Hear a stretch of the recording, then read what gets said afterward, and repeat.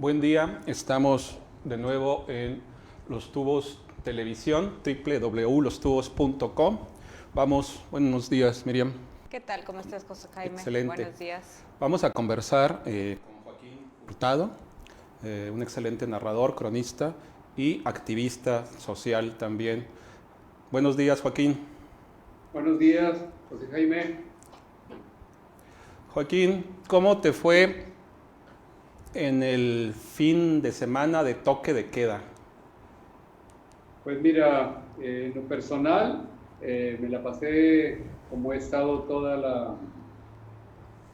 prácticamente toda la contingencia, encerrado por cuestiones de comorbilidades que padezco, pero no me afecta mucho porque soy un gran solitario, ufano de ello, y pues prácticamente no me alteró mucho la vida ni mi mujer tampoco.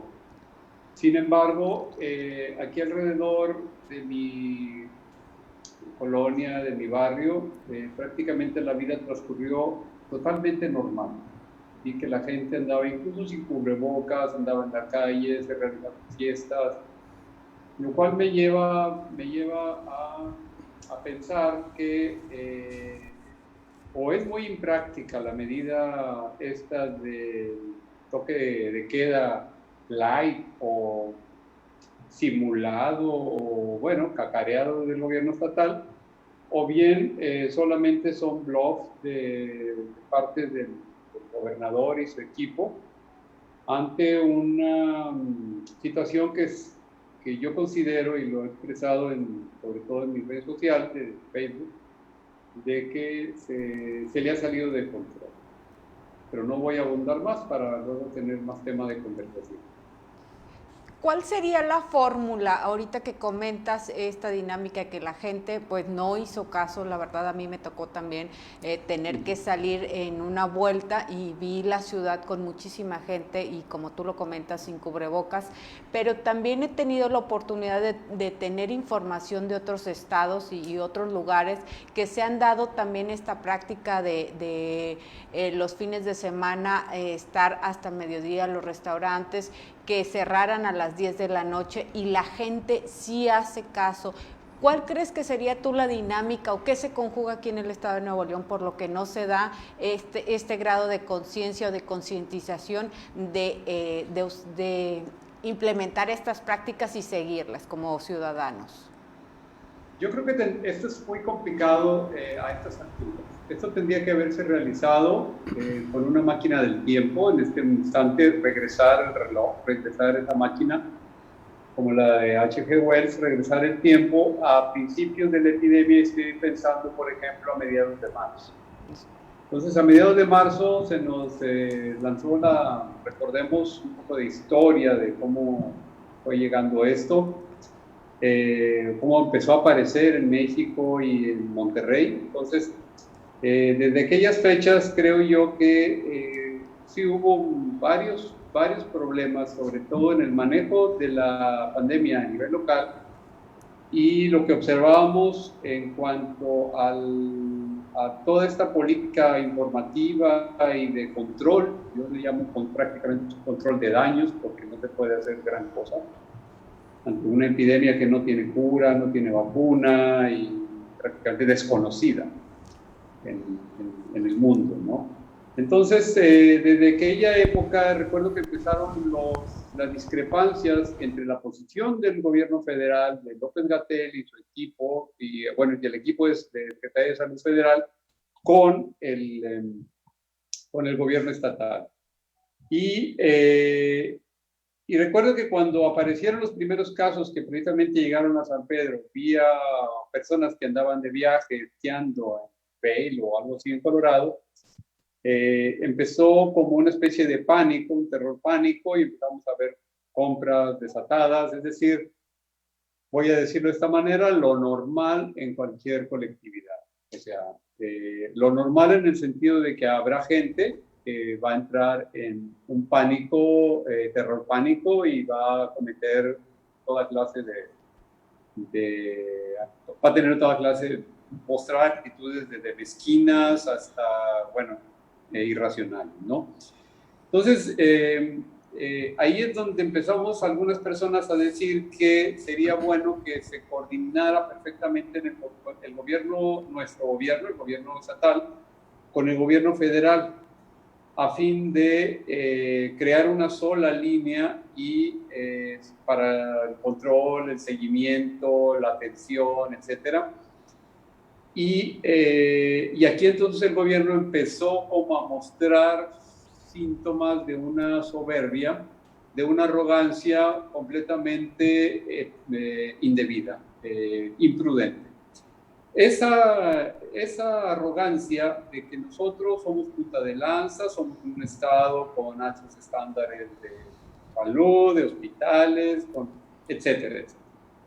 Entonces se empezó como a sentirse muy ufano esa autoridad y se dejaron de hacer cosas, entre ellas haber diseñado toda una política de educación social, de concientización social, y estar continuamente sin soltar por ningún momento digamos, la línea, ¿no? Sin soltar, ahora sí, la política que cualquiera que hubiera sido, que debería haberse sido. Prácticamente se nos conminó a meternos en casa de manera muy temprana.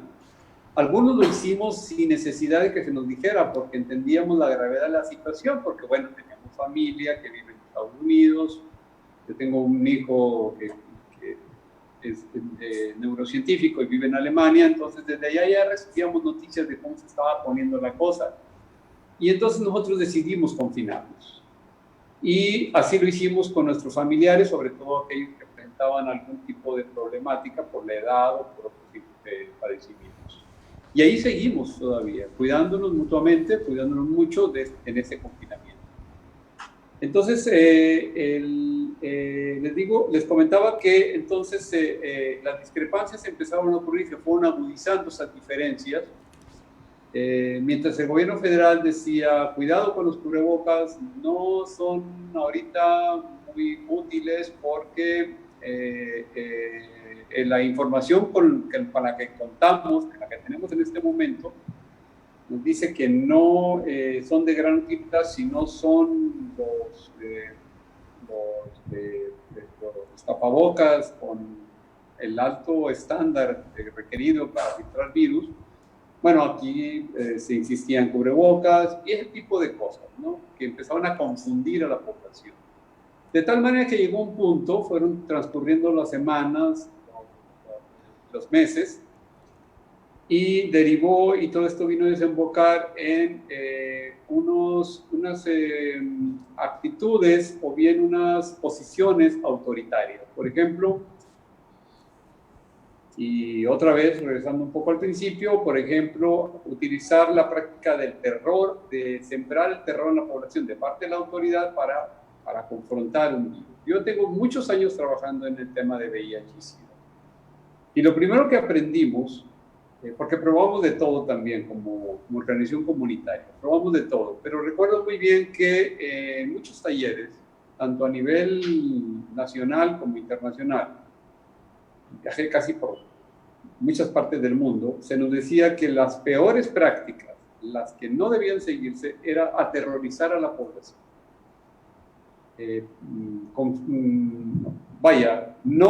No se justificaban ningún fin, no era justificable ningún medio de meter pánico, de meter terror, de meter miedo en la población con el fin de controlar un problema de salud pública. Entonces recuerdo que vimos unas imágenes creo que fue gente mandada, no sé si por la autoridad municipal o por el estado, y con gente que se metía en los vagones del metro con ataúdes. Y lo oí, creo que fue del estado, porque oí al secretario Manuel de Davo diciendo que iban a poner ataúdes, incluso en la Macroplaza, y que iban a tener ahí unos tráileres cargados con muertos, para que la gente se concientizara. Es decir, una posición, una actitud paternalista, una actitud patriarcal muy chocante para un pueblo que se ufana, una sociedad que se ufana de estos estándares educativos y sociales, de desarrollo social. Pues bueno, esto era completamente contraproducente. Y así fueron pasando las semanas, hasta desembocar en la criminalización del contagio. Es decir, te voy a penalizar si dolosamente contagias a otra persona.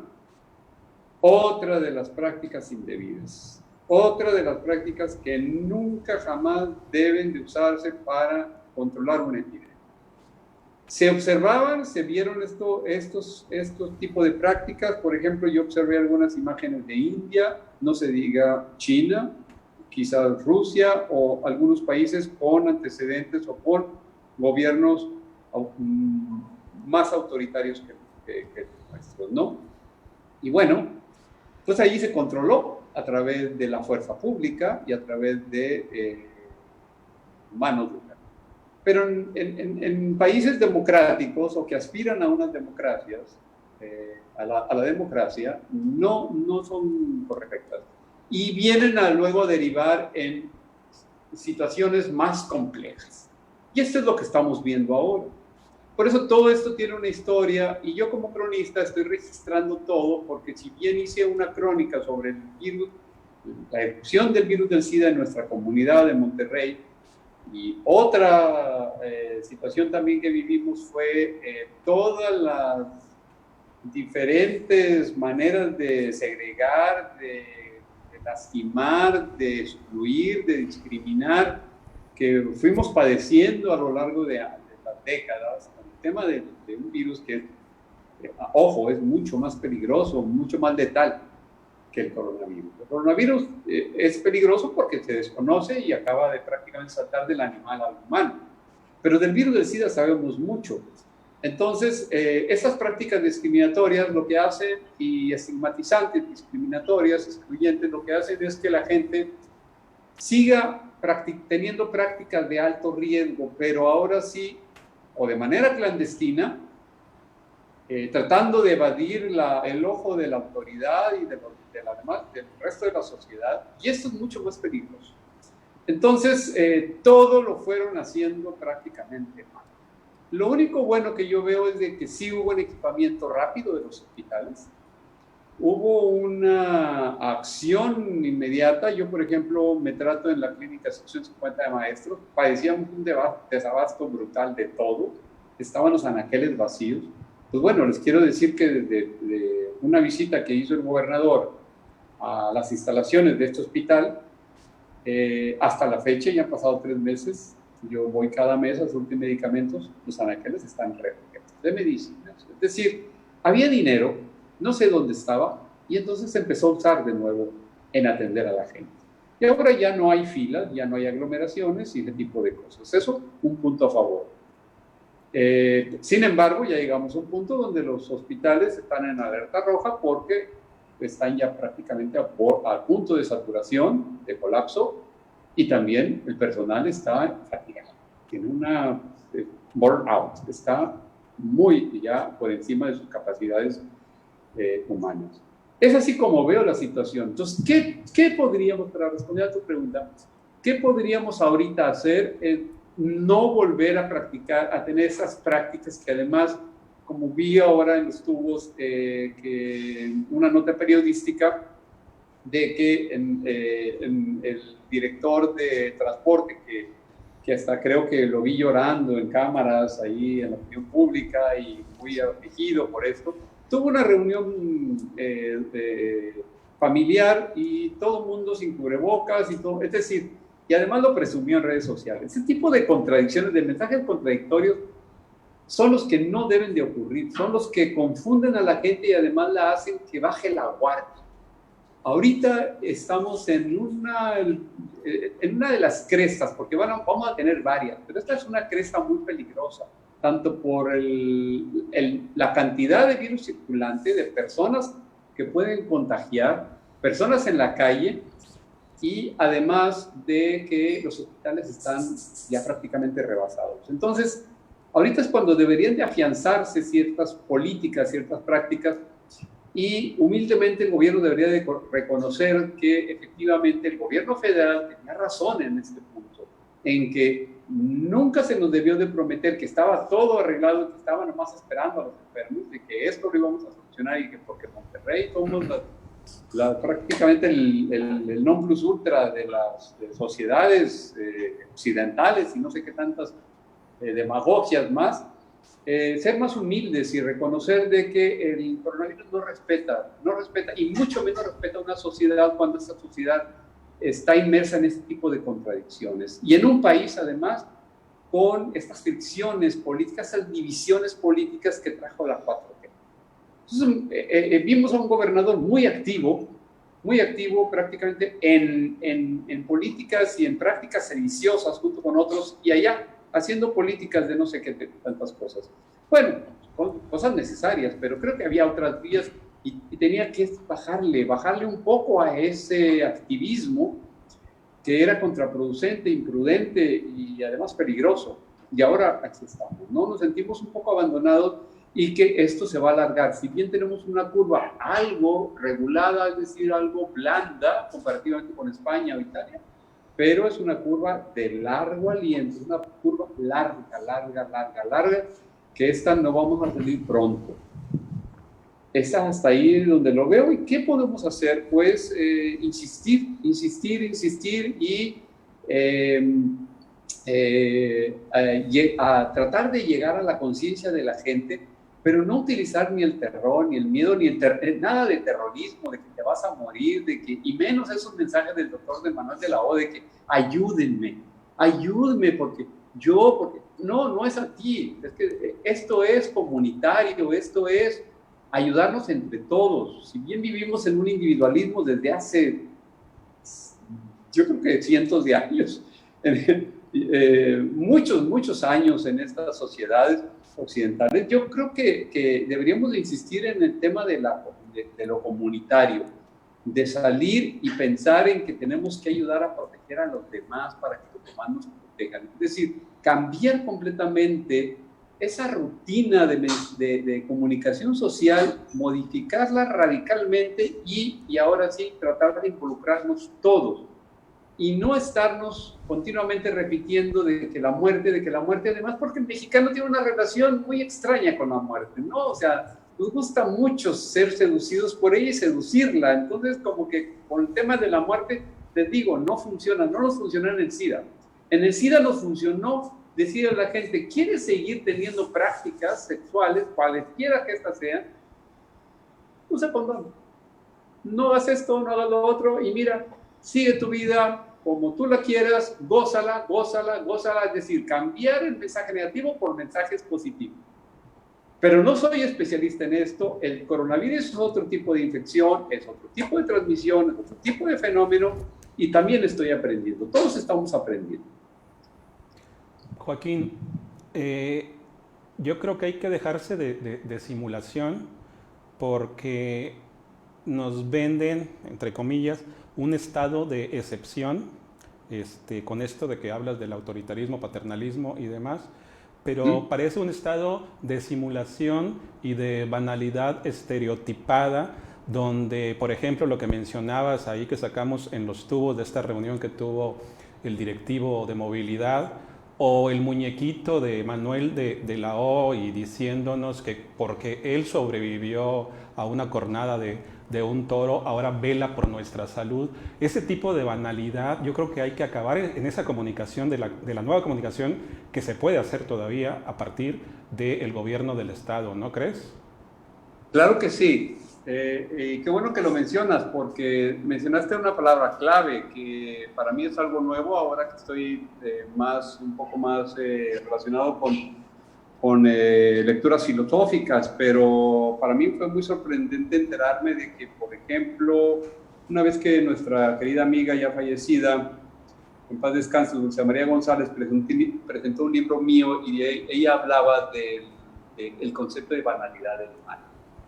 Es decir, es aquel mal que no, que prácticamente no tiene ninguna, no es algo que venga de una entidad divina, ni es algo que tenga una finalidad por encima de las voluntades particulares de cada uno de nosotros, con una finalidad monstruosa, si quieres, terrible, pero que tiene un fin. No, la banalidad del mal, o el mal banal, es ese mal que se hace prácticamente desde las prácticas burocráticas. Y entonces vi yo a un Manuel de la O, un burócrata, un pediatra, puede ser excelente, yo no lo conozco, no he tenido el gusto de conocerlo personalmente, prácticamente me salí yo también de tener esos contactos con el tema del VIH y SIDA. Otras organizaciones siguen teniendo contacto con él, yo no lo conozco personalmente. Y hablan de un hombre bien intencionado, un hombre noble, un hombre bueno, etcétera. Pues todo eso me pinta a un Adolf Eichmann, que era un hombre bueno, un hombre de familia, un hombre dedicado, un hombre perfecto, ¿no? Perfecto en su vida privada, pero era un criminal. Y sin llegar yo a comparar, no son puntos de comparación, pero sí en el tema de la banalidad. Es decir, banalizar una epidemia, una pandemia de estas dimensiones, por lo que estamos viendo, del número de muertes, del número de enfermos, de familias, de economías destrozadas, de países de rodillas, de aviones en tierra, de que ya los mexicanos no podemos. Yo tenía un viaje, por ejemplo, a Alemania, pues no lo sé cuándo lo vaya a poder hacer y cada vez hasta pierdo el boleto. Cosas así que a todos nos afectan de una manera u otra. Mis hermanas tienen negocios pequeños y están prácticamente quebradas, y así por todas partes. Entonces, tanto dolor, tanta desgracia encima de nosotros, para que nos hagan con que, miren mi muñequito, y miren, qué bonito la foto, qué bonito el sexo de mi nieto que está por nacer, etcétera, etcétera, etcétera. Pues eso habla precisamente de que estos burócratas que nos gobiernan no quieren aceptar que ellos son responsables, y van a hacerlo, y la historia lo va a juzgar. Son los grandes responsables de si esto se va a resolver a través de una gran catástrofe, y que vamos a ver más bajas, más muertes, más enfermos, más problemas económicos, más despidos, más quiebras, etcétera, y más garrote duro de parte del gobierno, y ese tipo de problemáticas sociales, legales, jurídicas, etcétera, de derechos humanos sobre todo. Entonces, todo esto es un caldo terrible, ¿no? Pero bueno, yo también creo que el pueblo en general, y no es porque esté aquí haciendo eco de los dichos del presidente, pero creo que más bien acudo yo a algo que leí de Fernando Sabater. Y él decía que en general la humanidad, el humano era bueno, era bueno. Y había excepciones de gente psicópata, sociópata, desalmada, terrible, ¿no? Pero en general, incluso la humanidad se estaba cada vez más apaciguando, ¿no? Históricamente. Todo esto me lleva a pensar de que el pueblo es muy resiliente, y el pueblo prácticamente va a arreglar estos problemas, lo va a arreglar. Y lo que menos esperaría yo es que la autoridad obstruyera los esfuerzos de la misma gente. En mi barrio somos gente ya mayor, somos gente que ya sobrepasamos los 50, 60, 70 años, jubilados la mayoría. Pues bueno, yo les quiero decir que en esta calle yo no he visto mayores problemas. O sea, la gente aquí está encerrada. No veo, por ejemplo, en las clases más bajas, en la colonia donde yo nací, donde viven mi padre y mucha familia mía, ahí la gente anda en la calle, no cree en el virus, no le importa. Es decir, como que tiene esto que ver con el grado también de educación. Entonces, observando todo esto, yo pensaría en que, bueno, había que como sectorizar y observar y hacer como una especie de mapa, un mapeo de toda la ciudad, en qué sectores hace más falta enfatizar mensajes, ¿no? Pero no son mensajes de que cuídate, de que ayúdame a mi gobierno, de que, ese tipo de cosas, sino hablar claro. Yo lo que insisto es que nos hablen claro. O sea, yo estoy de acuerdo en que tenemos que meternos en casa, pero estaría más de acuerdo si, por ejemplo, mi servicio médico, que no les cuesta nada, tuviera algunas unidades para distribuir los medicamentos que tengo que ir yo, transportarme prácticamente hasta la colonia Mitras, salir de mi casa con todo el temor del mundo por mi condición de problemas que tienen que ver con mi inmunidad y exponerme a ese tipo de cosas. Y entonces hacer filas, hacer el tipo de cosas que veo no solamente en el IMSS, veo en muchas partes. ¿Qué les costaba entonces invertir un poco y tener unidades para que para que hubiera farmacias ambulantes? Y ya algo leí que de Luis Eugenio Todo ahí en lo ha sacado. Dice, ¿por qué no tenemos también unidades para atender rápidamente cualquier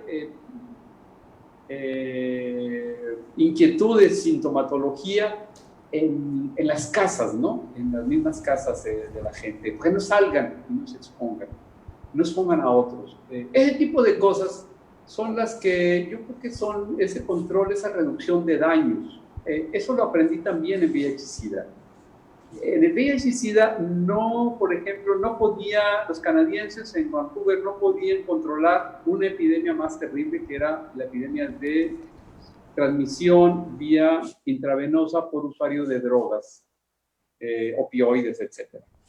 Entonces, en lugar de sacar la macana y castigarlos y encerrarlos, lo que hizo el gobierno fue distribuir metadona y algunos otros sustitutos de estas drogas duras, y tenían unidades, que yo las vi, y tenían unidades recorriendo estos barrios donde había gran prevalencia, alta prevalencia de este tipo de usuarios. Y a mí me admiraba porque yo decía, bueno, yo vengo de un país donde se nos dice que no hay que promover la drogadicción, no hay que promover este tipo de prácticas, que aquí se está promoviendo. Pero las presentaciones que nos hacían y nos mostraban era que los números en cuanto a transmisión de VIH-Sida iban a la baja. Es decir, se reducía el daño en cuanto a VIH. No podían impedir que la gente siguiera cayendo y siguiera utilizando drogas duras, pero lo que sí hacían es que los tenían en casa, los tenían en sus departamentos y hasta ahí les llevaban la metadona. Joaquín, sí, nos tenemos que ir. Podemos sí. continuar esta conversación, si tú quieres, la próxima semana. Si nos aceptas sí. Algunas otras preguntas, ¿te parece? Claro que sí, y ahí vamos acumulando más temas. Con mucho gusto y muchísimas gracias a ambos. Gracias, Joaquín. Gracias, Joaquín. Hasta luego. Miriam, nos vamos. Nos vamos. Gracias a ustedes también por conectarse.